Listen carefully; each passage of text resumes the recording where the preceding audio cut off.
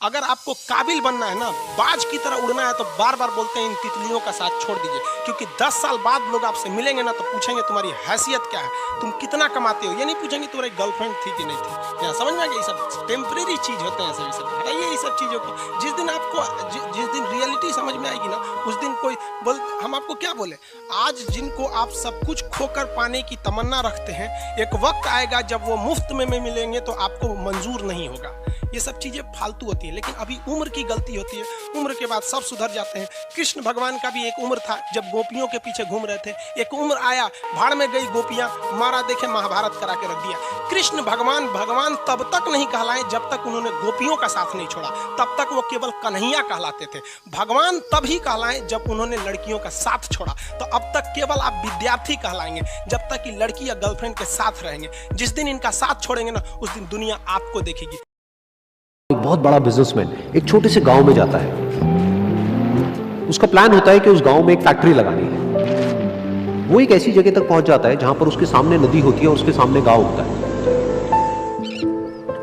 अब उसके पास में दो ऑप्शंस होते हैं। एक कि वो सड़क के रास्ते से घूम करके उस गांव तक पहुंचे, जिसमें करीब करीब 8 घंटे लगेंगे, क्योंकि डायरेक्ट कोई रास्ता नहीं है वहां तक पहुंचने का।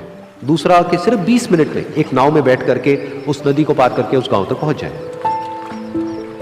तो अपना टाइम बचाने के लिए उसने उस नाव में बैठने का डिसीजन लिया। वो नाव बहुत ही छोटी सी थी, जिसमें एक तरफ एक आदमी बैठा था जो कि नाव चला रहा था, और दूसरी तरफ ये बिजनेसमैन बैठा हुआ था। तो नाव में बैठने की थोड़ी देर बाद उस बिजनेसमैन ने उस नाव वाले से पूछा, तुझे पता है तेरी नाव में कौन बैठा है? तो नाव वाले ने बड़े ही भोलेपन से कहा हाथ जोड़ करके, नहीं साहब मुझे नहीं पता आप कौन है। तो बिजनेसमैन बोला, अरे तू अखबार नहीं पढ़ता है क्या? हर दूसरे दिन मेरी फोटो आती है अखबार में। तो नाव वाला बोला, अरे साहब मुझे कहाँ पढ़ना लिखना आता है, मैं बहुत छोटा सा था जब मेरे पिताजी गुजर गए थे, तो अपने परिवार का ध्यान रखने के लिए मैं बचपन से ही काम में लग गया और तभी मेरा स्कूल छूट गया। ये सुन करके उस बिजनेसमैन ने उसका मजाक उड़ाते हुए उसको कहा, तुझे पढ़ना लिखना तक नहीं आता है, ऐसी जिंदगी का क्या फायदा? ये सुन करके उस नाव वाले को बुरा तो लगा, लेकिन उसने कुछ नहीं कहा। थोड़ी देर बाद वो बिजनेसमैन उस नाव वाले से बोला, अभी कुछ ही दिन बाद ये जो सामने तू जमीन देख रहा है, यहां पर मेरी एक बहुत बड़ी फैक्ट्री होगी जहां पर हमारे ब्रांड की मिनरल वाटर की बॉटल्स बनेगी। उस नाव वाले को बात समझ नहीं आई। उसने कहा, क्या बनेगा साहब?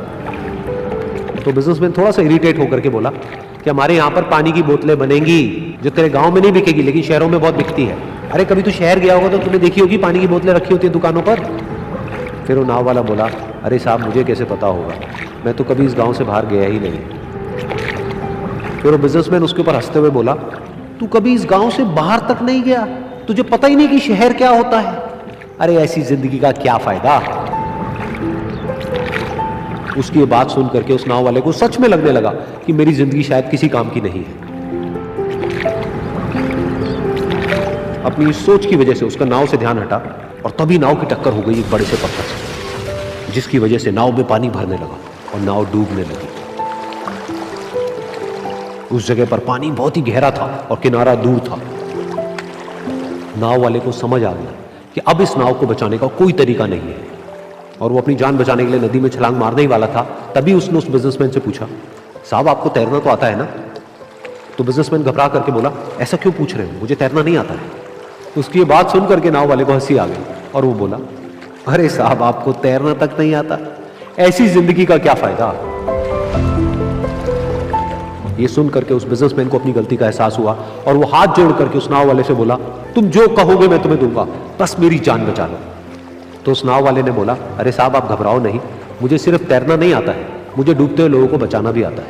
आप मुझे कस के पकड़ लो, मैं आपको कुछ नहीं होने दूंगा। और फिर उस नाव वाले ने ना सिर्फ अपनी बल्कि उस बिजनेसमैन की भी जान बचाई। तो इस कहानी से हम एक बहुत बड़ी सीख ले सकते हैं कि हमें जिंदगी में कभी भी किसी का भी मजाक नहीं उड़ाना चाहिए या उसको अपने से कम नहीं समझना चाहिए, क्योंकि हमें नहीं पता कि हमें कब कहां कैसे किसकी जरूरत पड़ जाए।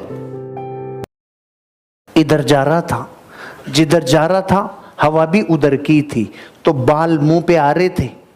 जा रहा था, बाल मुंह पे आ रहे, दिमाग खराब हो गया तो इधर मुड़ गया, क्या फर्क पड़ता है साला, इधर चल चले।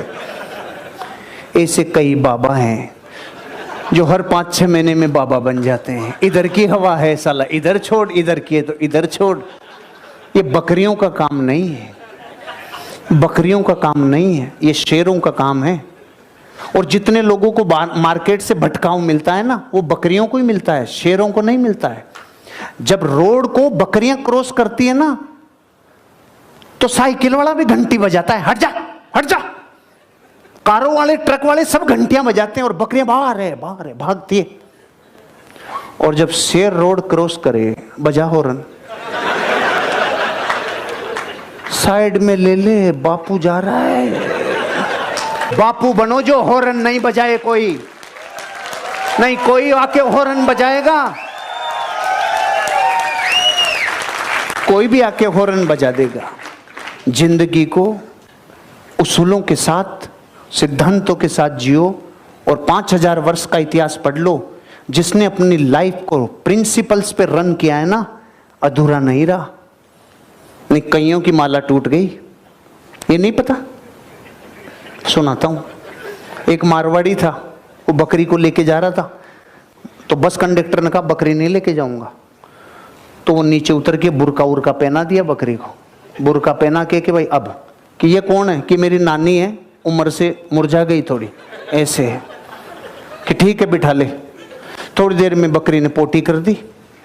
तो बच्चे ने बोला, अलो आपकी नानी की रुद्राक्ष की माला टूट गई।